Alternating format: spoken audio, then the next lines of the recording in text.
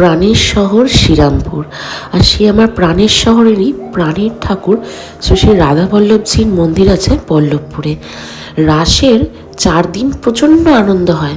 ঠাকুর আগে কাঁধে চড়ে যেতেন প্রত্যেকের বাড়ি বাড়ি ভোগ খেতে, কিন্তু এখন নতুন নিয়মের জন্য ঠাকুর মন্দিরেই থাকেন।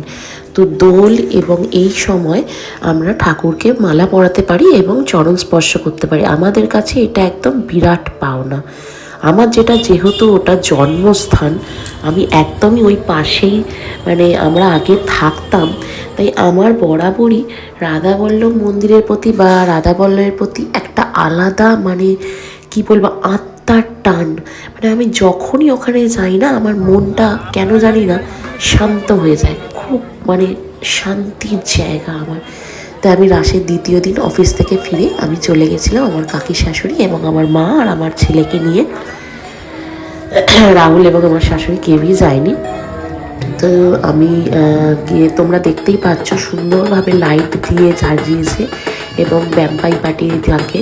এখন তো অনেক কম, আগে আরও অনেক অনেক বেশি থাকতো। মানে আমাদের এত আনন্দ হয় না যে বলে বোঝাতে পারবো না। আমাদের সেই 4টে দিন ওই জায়গাটা যেন ঝমঝম করে ওঠে। মন্দিরটা কত সুন্দর করে সাজিয়েছে। আবার রাধাবল্লভ বাইরেই বসে থাকেন ওনার সিংহাসনে। এই যে আমার ছেলে, আমার ভাইয়ের কোলে, আমার ভাই ওখানে থাকে, তো আমার ভাইয়ের কোলে করে আমার ছেলেকে রাধাবল্লভের চরণ স্পর্শ করাচ্ছে। এ এক পরম পাওয়া, পরম পাওয়া। তোমরা যারা যাওনি এখনো, আমি তাদের রিকোয়েস্ট করব যে আগামীকাল গোষ্ঠ আছে, সেদিন বালক ভোজনও হয়, বিরাট ভোগের আয়োজন হয়, আজও আছে। আজও তোমরা সন্ধেবেলা ঠাকুরকে স্পর্শ করতে পারবে, মালা করতে পারবে। তোমরা অবশ্যই একবার যাও, গেলে বুঝতে পারবে যে কি ঐতিহ্যের, কি ভালো লাগা, কি মনের শান্তি, মানে বলে বোঝানো যাবে না।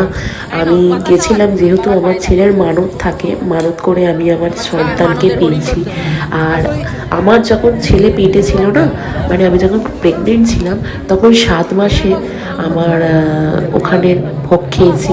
9 মাসে যেহেতু আমার 2 বাড়িরই স্বাদ ছিল না, কিন্তু আমার খুব ইচ্ছা ছিল স্বাদের। তো মানে বলে না, ঈশ্বর মনের কথা শুনতে পায়। হঠাৎ জন্মাষ্টমীর দিন, যা আমি বাবাকে মালা পরাচ্ছি, হঠাৎ জন্মাষ্টমীর দিন আমার দাদু রাধাবল্লভের পায়েস নিয়ে এসে আমায় খাওয়ায়। ঠিক তার 7 কি 8 দিন পরেই আমার ছেলে। তাই আমি প্রতি বছর এই সময়টা আমার ছেলের নামে আমি মালা এবং হরিণলুট ছড়াই। এই যে আমি এই সময় হরিণলুট দিচ্ছি। ভালো করে ভিডিওটা আমার মা তুলতে পারেনি, কারণ এত ভিড় হয় না, এত ধাক্কাধাক্কি হয়।